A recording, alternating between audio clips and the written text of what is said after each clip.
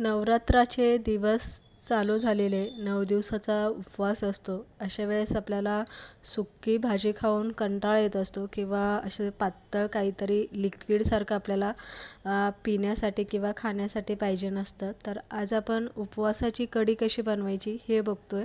तर त्यासाठी जिरं, आलं आणि हिरव्या मिरचीचा ठेचा बनवून घेतलेला आहे. हा ठेचा तुम्ही उपवासाची कोणतीही भाजी बनवताना वापरू शकता.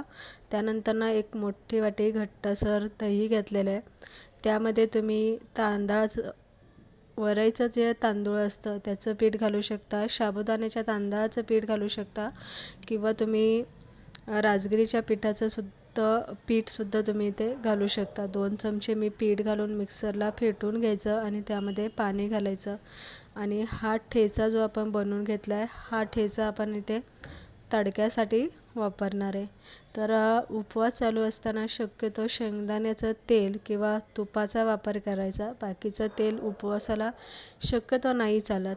तर इथे 1 चमचाभर तूप घालून घ्यायचं आहे आणि केलेला ठेचा घालून चांगला परतून घ्यायचा. आता कढीपत्ता आणि कोथिंबीर उपवासाला दोन्हीही चालतात, पण जर तुमच्याकडे चालत नसेल किंवा तुम्ही उपवासाला खात नसाल तर कढीपत्ता आणि कोथिंबीर नाही घातली तरी चालेल, काहीच हरकत नाही. तुम्ही इथे स्किप करू शकता. ते सुद्धा आपल्याला 1 मिनिटभर तुपामध्ये परतून घ्यायचं आणि फेटून घेतलेलं दही जे आहे ते आपल्याला यामध्ये घालायचं.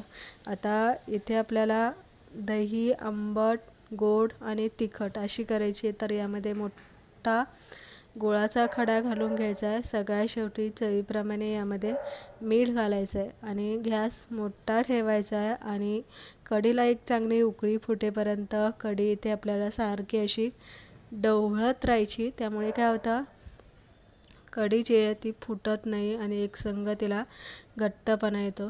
तर छान अशी उकळी फुटलेली आहे. तिला गुळामुळे तिचा कलर जरासा बदलला गेलेला आहे, कारण आपण यामध्ये गूळ घातलेला आहे. तर गुळाच्या जागी तुम्ही साखरसुद्धा वापरू शकता, पण गूळ आपल्या शरीरासाठी साखरेपेक्षा उत्तम आहे. त्यामुळे गूळच यामध्ये वापरायचा.